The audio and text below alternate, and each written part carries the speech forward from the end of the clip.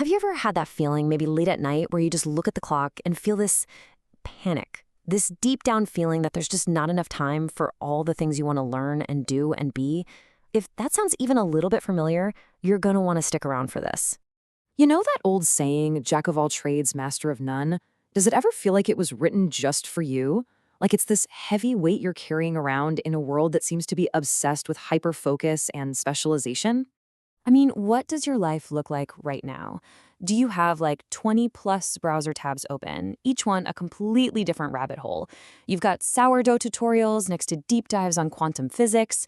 And over on your shelf, maybe there's a pottery kit you used once sitting next to a stack of books on mushroom foraging. It's what some of us might call our personal graveyard of abandoned hobbies. And every time a new fascination grabs you, that little voice in the back of your head kicks in, right? Oh, here we go again. Why can't you just pick one thing and stick with it? It's so frustrating, and honestly, it can feel pretty lonely.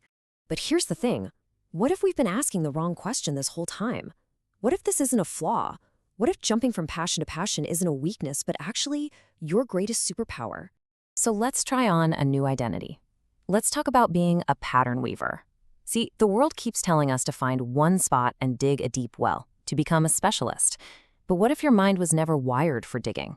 What if, instead, you were born to build bridges? A pattern weaver is someone whose brain is basically a loom. It's constantly taking these different threads from all your crazy interests and experiences and weaving them together into something totally new and unique. So that feeling of being scattered, that's not a flaw. That's just you collecting a whole bunch of colorful threads for your masterpiece. This really breaks it down perfectly. You've got the specialist, the well digger. Their whole value is in how deep they can go in one single area, and that's super important. But then there's the pattern weaver. We're the ones walking the landscape, checking out all the different wells. Our value isn't in the depth, it's in the breadth. And this is the key, in synthesis, in connecting it all. Okay, let's address the elephant in the room. Isn't this just ADHD? And look, that is a super important question. While on the outside they can look similar, the driver is often totally different. For the pattern weaver, a shift in focus is a proactive pull. It's an abundance of curiosity that's pulling you toward a new, exciting connection. It's not a reactive distraction. Now, of course, you can absolutely be both. But the point here is to reframe this intense curiosity not as a deficit, but as a powerful, positive force.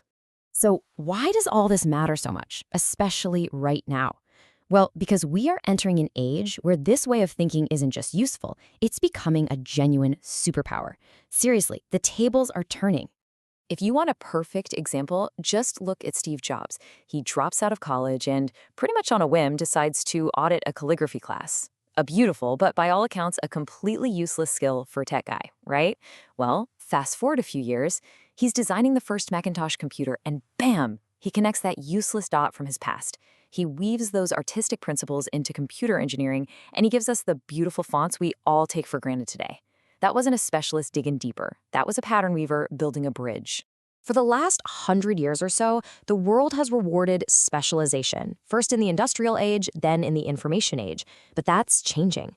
We are now entering what you could call the integration age, and the name of the game is connecting ideas. I mean, think about AI. What is AI incredibly good at? Digging deep wells. It can analyze massive amounts of data in one specific field faster than any human ever could. But you know what it struggles with? Creative synthesis. It can't easily connect the dots between poetry and biochemistry. That's where we come in. As AI takes over the narrow tasks, the most valuable people will be the connectors. I absolutely love this way of putting it. In a world full of these deep wells of knowledge, the most valuable person isn't just another digger. It's the person who can build the aqueducts to carry that knowledge between the wells, creating something new and vital for everyone. Okay, so it's one thing to realize, hey, I'm a pattern weaver, which is awesome, but it's another thing to actually use that power. So let's get practical and turn this new identity into an action plan. Here's a little toolkit. 3 simple things you can start doing today. First, keep an idea ledger. Seriously, just a notebook or a notes app on your phone. Whenever you get a weird spark or see a funny connection between 2 things, write it down. You're literally training your brain to get better at seeing patterns. Second, practice skill weaving. Look at your resume. It probably seems like a random list of jobs. Reframe it. How did your time as a barista teach you about logistics, which you then use as a project manager? Weave the story. And third, my personal favorite, use curiosity sprints. Instead of a huge, vague goal like learn to code, make it small and specific. For the next 3 weeks, I'm going to build one simple website. It gives you a finish line, you get a win, and you can explore your next curiosity, totally guilt-free.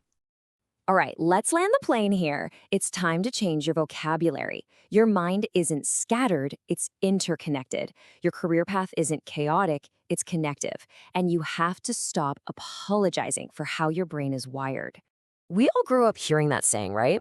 A jack of all trades is a master of none. And it's always used as a criticism, but the thing is, that saying is incomplete. They left off the best part.